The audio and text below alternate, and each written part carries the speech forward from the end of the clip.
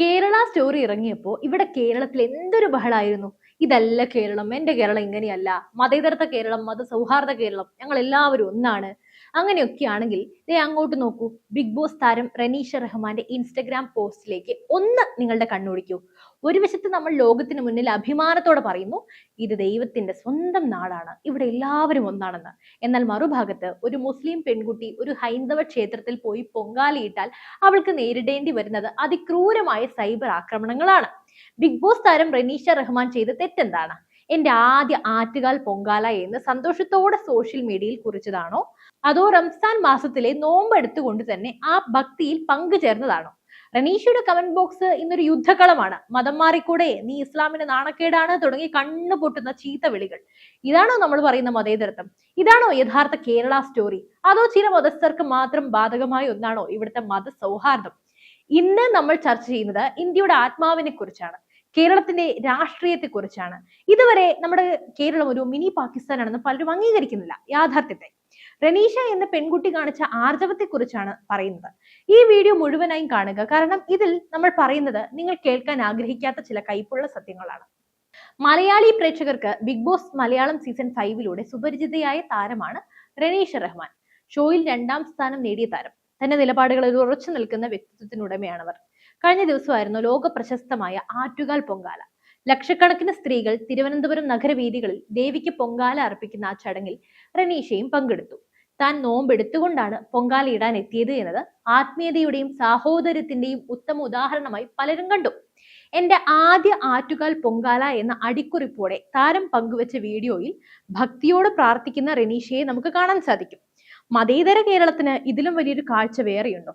പക്ഷെ ഈ കാഴ്ച ചിലർക്ക് കണ്ണു കടുപ്പിച്ചു. അവിടെ തുടങ്ങുകയായിരുന്നു സൈബർ ആക്രമണത്തിന്റെ പരമ്പര. കേരള സ്റ്റോറി ഇറങ്ങിയപ്പോൾ കേരളത്തിലെ മതസൗഹാർദ്ദം നമ്മൾ കണ്ടതാണേ. നമുക്ക് ഇന്നലെ ആ കമന്റ് ബോക്സിലേക്ക് ഒന്ന് കണ്ണോടിക്കാം. അവിടെയുള്ളത് വെറും വിമർശനങ്ങളല്ല, മറിച്ച് വിദ്വേഷത്തിന്റെ പടുകൂടിയാണ് യഥാർത്ഥ കേരളത്തിന്റെ മുഖം. ഇത്രയ്ക്ക് ഇഷ്ടമാണെങ്കിൽ പേര് മാറ്റി മതം മാറിക്കൂടെ എന്നാണ് ചിലരുടെ ചോദ്യം. ഒരു മതത്തിന്റെ ചടങ്ങിൽ പങ്കെടുത്താൽ ഉടൻ മതം മാറണമെന്ന് പറയുന്നവരുടെ മാനസികാവസ്ഥ എന്താണ്? സീരിയലിൽ കൂടുതൽ അവസരം കിട്ടാൻ വേണ്ടിയുള്ള ഷോ ആണെന്ന് ചിലർ പരിഹസിക്കുന്നു.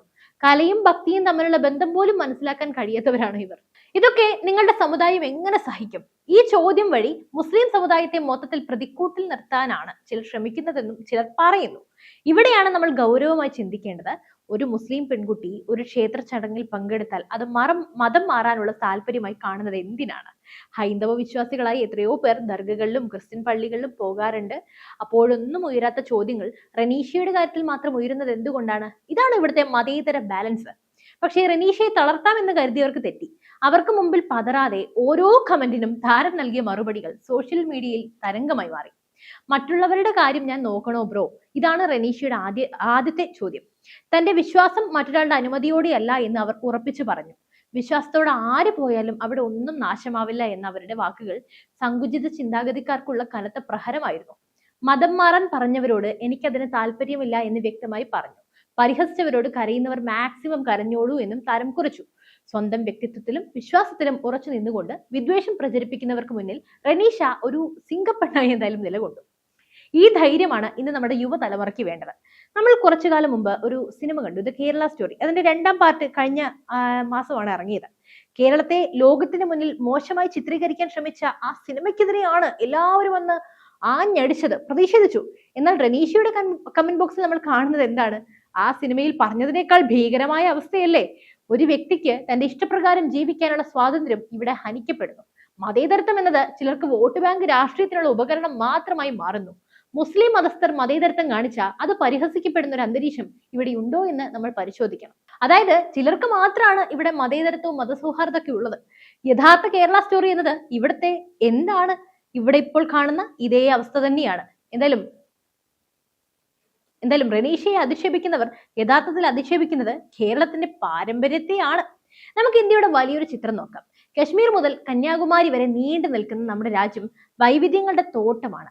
ശബരിമലയിൽ വാവരുടെ സാന്നിധ്യം, ഗുരുവായൂർ അമ്പലത്തിൽ പാട്ടുപാടുന്ന യേശുദാസ്, ക്രിസ്ത്യൻ പള്ളികളിൽ വിളക്ക് തെളിയിക്കുന്ന ഹൈന്ദവ സഹോദരങ്ങൾ, ഇതൊക്കെയാണ് പൊതുവെ നമ്മൾ പറയപ്പെടാറുള്ളത്. പക്ഷേ യഥാർത്ഥത്തിൽ കേരളത്തിൽ എന്താണ് സംഭവിക്കുന്നത്? അതാണ് നമ്മുടെ ഇന്നത്തെ വിഷയം. അതായത് കേരളം എന്നത് ഇന്ന് ഈ മതസൗഹാർദ്ദം എന്നത് വെറും ഒരു മുഖംമൂടി മാത്രമാണ്. ഇവിടെ പലർക്കും വോട്ട് മേടിക്കാനുള്ള വെറും ഒരു തന്ത്രം മാത്രമാണ് മതേതരത്വം. ബാക്കി ഇവിടെ സംഭവിക്കുന്ന എന്താണ്? പ്രീണന രാഷ്ട്രീയം മാത്രമാണ്. എന്തായാലും ഞാൻ ഇത്രയും നേരം പറഞ്ഞതുപോലെ തന്നെ സത്യത്തിൽ ഈ പറയുന്ന മതസൗഹാർദ്ദത ഇവിടെ വെറും ഒരു പ്രഹസനമാണ്. അതാണ് പച്ചയായ സത്യം അല്ലെങ്കിൽ പരമാർത്ഥം. നമ്മൾ കൊട്ടിഘോഷിക്കുന്ന കേരള മോഡൽ ഒരു വശത്ത് മാത്രം ഒതുങ്ങി നിൽക്കുന്ന ഒന്നാണ്. ഇവിടെ ഒരു വിഭാഗത്തിന് മാത്രം മതേതരത്വം എന്നത് ഒരു നിർബന്ധിത ബാധ്യതയാണ്. എന്നാൽ ഇപ്പുറത്ത് മറ്റൊരു വിഭാഗത്തിന് മതമാണ് മതമാണ് മതമാണ് എല്ലാം. ആ മതത്തിന് മുകളിൽ മറ്റൊന്നിനും അവിടെ സ്ഥാനമില്ല. ഇതാണ് യഥാർത്ഥ റിയൽ കേരള സ്റ്റോറി. പലർക്കും പറയാൻ ഭയമാണ്. ഇതര മതസ്ഥർ മുസ്ലിം പള്ളികളിൽ വന്ന് നോമ്പ് തുറന്നാൽ അത് വലിയ വിപ്ലവമായും സാഹോദര്യമായും ഇവിടെ കൊണ്ടാടപ്പെടും. എന്നാൽ ഒരു മുസ്ലിം പെൺകുട്ടി തന്റെ വ്യക്തിപരമായ സ്വാതന്ത്ര്യത്തിന്റെ ഭാഗമായി ഒരു ക്ഷേത്ര ചടങ്ങിൽ പങ്കെടുത്താൽ അവൾ മതദ്രോഹിയായി മാറുന്നു. അവൾ സൈബർ ആക്രമണത്തിന് ഇരയാകുന്നു. എവിടെ പോയി നിങ്ങളുടെ ആ വലിയ മതേതരത്വമൊക്കെ?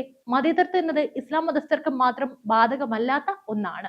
മുസ്ലിം മതസ്ഥർ ആ മതം മറന്ന് മറ്റെന്തെങ്കിലും ചെയ്താൽ ഉടനെ സൈബർ വാളുകളായി വരുന്ന ഈ ഇടുങ്ങിയ ചിന്താഗതിയാണ് കേരളത്തിന്റെ ഇന്നത്തെ ശാപം. ഇവിടെ മതേതരത്വം എന്നത് വെറും ഒരു അലങ്കാര വാക്ക് മാത്രമാണ്. ഒരു വശത്ത് സഹിഷ്ണുതയെ കുറിച്ച് വാദോരാതെ പ്രസംഗിക്കുന്നവർ തന്നെയാകാം മറുവശത്ത് ഈ വിദ്വേഷ കമന്റുകൾക്ക് പിന്നിലും പ്രവർത്തിക്കുന്നത്. ഇത് കേവലം ഒറ്റപ്പെട്ട സംഭവമല്ല, മറിച്ച് കേരളത്തിൽ വളർന്നു വരുന്ന ഒരു പ്രത്യേക വിഭാഗത്തിന്റെ അസഹിഷ്ണുതയുടെ അടയാളമാണ്. കളിയാക്കുന്നവർ എന്തായാലും സ്വന്തം മുഖം കണ്ണാടിയിൽ നോക്കണം. ഒരു പെൺകുട്ടിക്ക് തന്നെ മതം നോക്കാതെ മറ്റൊരു മതത്തിന്റെ ആഘോഷത്തിൽ പങ്കുചേരാൻ കഴിയുന്നില്ലെങ്കിൽ പിന്നെ എന്തിനാണ് നമ്മൾ പുരോഗമനത്തെ കുറിച്ചൊക്കെ സംസാരിക്കുന്നത്? എന്തിനാ കേരള സ്റ്റോറി ഇവിടെ എതിർത്തത്? വിശ്വാസത്തിന്റെ പേരിൽ മനുഷ്യനെ വേർതിരിക്കാനും വേട്ടയാടാനും നോക്കുന്ന ഈ ഭീകരമായ അവസ്ഥ തന്നെയാണ് യഥാർത്ഥ കേരള സ്റ്റോറി. ഇന്ത്യയുടെ ആത്മാവ് വൈവിധ്യമാണെന്ന് നമ്മൾ പറയുമ്പോൾ ആ വൈവിധ്യത്തെ തകർക്കാൻ നോക്കുന്നത് ഇത്തരം മതമൗലികവാദികളാണ്. സ്വന്തം മതത്തിന്റെ അതിർവരമ്പുകളിൽ നിന്നും മറ്റുള്ളവരെ വെറുക്കാൻ പഠിക്കുന്നവർ ഈ നാടിനെ എങ്ങോട്ടാ കൊണ്ടുപോകുന്നത്? മിനി പാകിസ്ഥാൻ എന്ന കേരളത്തെ വിളിക്കുന്നതിൽ വല്ല തെറ്റുണ്ടോ? മതേതരത്വം എന്നത് പരസ്പര ബഹുമാനമാണ്, അല്ലാതെ ഒരു വിഭാഗം മാത്രം എപ്പോഴും വിട്ടുവീഴ്ച ചെയ്യേണ്ട ഒന്നല്ല. റെനീഷയ്ക്കെതിരെ ഉയർന്ന ഓരോ അധിക്ഷേപവും തെളിയിക്കുന്നത് ഇവിടുത്തെ മതസൗഹാർദ്ദം എത്രത്തോളം പൊള്ളയാണെന്നാണ്. ഇവിടെ ഭക്തിയും കലയ്ക്കും മതമില്ലെന്ന് പ്രസംഗിക്കുന്നവർ റെനീഷയുടെ നേരെ വന്ന ആക്രോശങ്ങൾ കാണാതെ പോകരുത്. ഒരു കലാകാരിക്ക് പോലും സ്വന്തം നാട്ടിൽ തന്റെ ഇഷ്ടപ്രകാരം ജീവിക്കാൻ കഴിയാത്ത അവസ്ഥയാണ്. ഇവിടുത്തെ മത സൗഹാർദ്ദമൊക്കെ ചിലർക്ക് മാത്രമാണ് ബാധകമെന്ന് വീണ്ടും വീണ്ടും തെളിയിക്കപ്പെട്ടുകൊണ്ടേയിരിക്കുകയാണ്. ഇതിനെതിരെ പ്രതികരിക്കാത്തവർ നാളെ ഈ വിദ്വേഷത്തിന്റെ ഇരകളായി മാറുമെന്ന കാര്യത്തിൽ സംശയമൊന്നുമില്ല. എന്തായാലും മുസ്ലിം മതസ്ഥർ മതം മറന്ന് വല്ലതും ചെയ്താൽ ഇതാണ് ഇവിടുത്തെ അവസ്ഥ. ഈ പച്ചയായ സത്യം നമ്മൾ എന്നാ അംഗീകരിക്കുക? മതേതരത്വം എന്നത് വെറും ചുവരെഴുത്തുകളിലും പ്രസംഗങ്ങളിലും മാത്രമായി ഒതുങ്ങും. പിന്നെ വേറെ വല്ല കേരള സ്റ്റോറി പോലെയുള്ള വിവാദങ്ങൾ ഉണ്ടായാലും ഉയർന്നു വരും. വ്യക്തി ജീവിതത്തിൽ കടുത്ത മതമൗലികവാദം നടപ്പിലാക്കാൻ ശ്രമിക്കുകയും ചെയ്യുന്ന ഈ ഇരട്ടത്താപ്പ് തുറന്നു കാട്ടുക തന്നെ വേണം. റെനീഷ എന്ന വ്യക്തി കാണിച്ച ആർജവം ഈ വിദ്വേഷ പ്രചാരങ്ങൾക്കുള്ള കനത്ത പ്രഹരമാണ്. മതം മറന്ന മനുഷ്യനെ കാണാൻ കഴിയാത്ത ഈ അവസ്ഥ മാറുന്നില്ലെങ്കിൽ കേരളത്തിന്റെ ഭാവി വിദ്വേഷത്തിൻ്റെതായിരിക്കും. അതിനധികം ദൂരമൊന്നുമില്ല. കാപട്യങ്ങളുടെ ഈ കേരള സ്റ്റോറിക്ക് എന്തെങ്കിലും അവസാനം ഉണ്ടാകുമോ? ഈ രീതിയിലുള്ള സൈബർ ഗുണ്ടായിസത്തെ പ്രോത്സാഹിപ്പിക്കുന്നവർ നാടിന്റെ ഐക്യത്തിനാണ് തുരങ്കം വെക്കുന്നത്. ഇവിടെ മതത്തേക്കാൾ വലുതാണ് മനുഷ്യത്വം എന്ന് പറയാൻ പോലും ഭയപ്പെടുന്ന സാഹചര്യം ഒരു വിഭാഗം സൃഷ്ടിച്ചെടുക്കുകയാണ്. ഈ സത്യങ്ങൾ ഇനിയും മിണ്ടാതെ കണ്ടു നിൽക്കാനാകില്ല. ഇതാണ് ഇവിടുത്തെ റിയൽ കേരള സ്റ്റോറി. റെനീഷ റഹ്മാൻ കാണിച്ചത് വലിയൊരു ചുവടുവെപ്പാണ്. ഭീഷണിപ്പെടുത്തിയും അധിക്ഷേപിച്ചും ഒരാളുടെ സ്വാതന്ത്ര്യത്തെ തളർത്താൻ നോക്കുന്ന സൈബർ ക്രിമിനലുകൾക്ക് നൽകിയ കൃത്യമായ മറുപടിയാണിത്. പക്ഷേ ഈ സംഭവം നമുക്ക് മുന്നിൽ വെക്കുന്ന ചോദ്യം വലുതാണ്. കേരളത്തിലെ മതേതരത്വം എന്നത് വെറും വാചക കസർത്താണോ? കമന്റ് ബോക്സുകളിൽ ഈ വിഷം ചീറ്റുന്നവർക്കെതിരെ നമ്മൾ എപ്പോഴാണ് സംസാരിക്കുക? നിങ്ങളുടെ നിലപാട് എന്താണെന്ന് താഴെ എന്തായാലും കമന്റ് ചെയ്യൂ. സത്യാവസ്ഥ മറ്റുള്ളവരിലേക്ക് എത്തിക്കാൻ ഈ വീഡിയോ എന്തായാലും ഷെയർ ചെയ്യുക. പിന്നെ മറ്റൊരു കാര്യം, ഈ ഒരു കേരള സ്റ്റോറി ഇറങ്ങിയപ്പോൾ കാണിച്ച ആ ഒരു വിവാദമൊന്നും അല്ലെങ്കിൽ അന്ന് കാണിച്ച ആ ആർജവും ഉത്സാഹമൊന്നും ഇപ്പോൾ റെനീഷയ്ക്ക് വേണ്ടി ഇവിടെ ആരും ശബ്ദിക്കുന്നില്ല എന്നതാണ് മറ്റൊരു യാഥാർത്ഥ്യം. അതാണ് ഇവിടെ മതസൗഹാർദ്ദവും മതേതരത്വമൊക്കെ ഒരു വിഭാഗത്തിന് മാത്രം ബന്ധപ്പെട്ടുള്ള ഒരു സാധനമാണ്. അല്ലാതെ ന്യൂനപക്ഷം എന്ന് വിളിക്കുന്ന യഥാർത്ഥ ഭൂരിപക്ഷം ഇതിനെതിരെ ഒന്നും വേണ്ടില്ല, അല്ലെങ്കിൽ അവർ ഇതിനു വേണ്ടി ശബ്ദിക്കുകയും ഇല്ല. എന്തായാലും മറ്റു വിഷയമായി വീണ്ടും എത്തുവരെ നന്ദി. ഏതായാലും നിങ്ങളുടെ അഭിപ്രായങ്ങൾ ദയവ് ചെയ്ത് ഒന്ന് കമന്റ് ചെയ്യൂ.